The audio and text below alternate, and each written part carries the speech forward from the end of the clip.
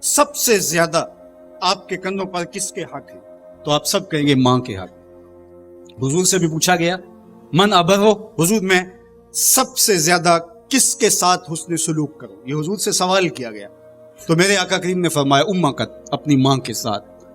تو اس نے پھر دوبارہ سوال کیا، پھر حضور نے فرمایا کہ اپنی ماں کے ساتھ۔ پھر کہا حضور میں سب سے زیادہ نیکی کس سے کروں، میری نیکیوں کا، میرے حسن سلوک کا سب سے زیادہ حقدار کون ہے؟ تو آقا کریم نے فرمایا امکا، تیری ماں۔ تو پھر اس نے چوتھی مرتبہ کہا تو حضور نے فرمایا تیرا باپ۔ تو 3 مرتبہ حضور نے ماں کا ذکر کیا۔ علماء نے یہاں لکھا کہ والد اولاد کی تربیت کرنے کے لیے مشقت سہتا ہے، کمائی کرتا ہے، یہ ایک مرحلہ ہے اس کا۔ ماں 9 ماہ تک اس کو اپنے پیٹ میں رکھتی ہے، ایک مرحلہ یہ۔ پھر ولادت کا دوسرا مرحلہ، زچہ بچہ دونوں کے لیے موت و حیات کی کشمکش ہے۔ اور تیسرا مرحلہ اس کی تربیت کا جس کا باپ شامل ہوتا ہے۔ تو ماں کے 3 حق بیان کیے اور باپ کا ایک حق بیان کیا۔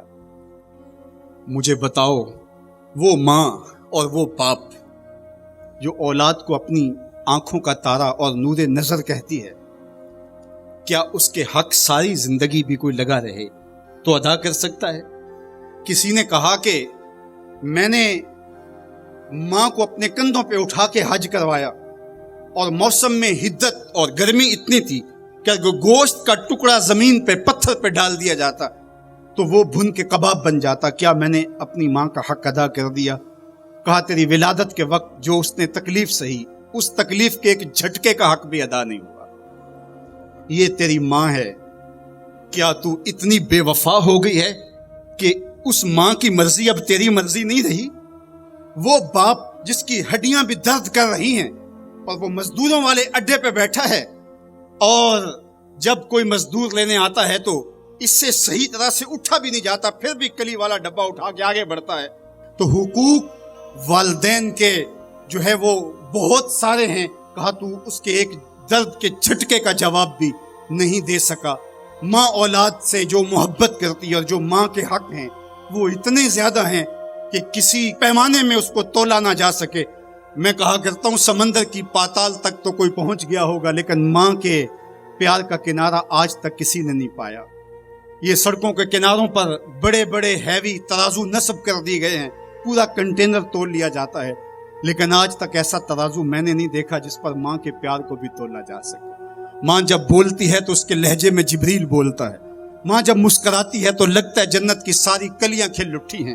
اللہ نے ماں کے سینے میں وہ درد، وہ درک، وہ محبت، وہ چاہت، وہ پیار کا جہاں آباد کر دیا کہ سید خورشید گیلانی نے کہا تھا کہ اونچے ہوٹلوں میں کھانا کھانے میں وہ سرور کہاں جو چولہے پر بیٹھ کے ماں کے ہاتھوں سے پکی ہوئی چپاتیاں کھانے میں ملتا ہے۔ اور کہا اونچے اونچے اسٹیجوں پہ حضرت صاحب، عالی جناب، مفتی صاحب، قبلہ عالم، کیا کیا لفظ سننے کو ملتے ہیں، لیکن ان لفظوں میں وہ چاشنی کیا جو ماں کی زبان سے اوئے مٹھو اور اوئے ببلو کے اندر رکھی گئی ہے۔ ماں کے سینے میں تڑپتی ہوئی ممتا اور محبتوں کا جہاں، اس کی کوئی مثال ہی نہیں ہے۔ ماں کو اتنا پیار کیوں ہے اور ساری زندگی ماں کے حق ادا کرتا رہے پھر بھی حق ادا نہ ہو، کیوں؟ اس لیے کہ ماں نے جنم دیا ہے۔ یہی جواب ہے نا آپ کا کہ ماں اتنا پیار اس لیے کرتے، اس کے حق کتنے ہیں کہ میرے حضور نے کہا پھر ماں، پھر ماں، پھر ماں۔ اتنے حق کیوں ہیں؟ اس لیے کہ اس نے جنم دیا ہے۔ میرے جملے کو بار بار آپ نے سنا ہوگا، پھر سن لیجئے، جس نے جنم دیا ہے اس کو اتنا پیار ہے اور اس کے اتنے حق ہیں، تو جس نے خلق کیا ہے اس کو کتنا پیار ہوگا۔ اور اس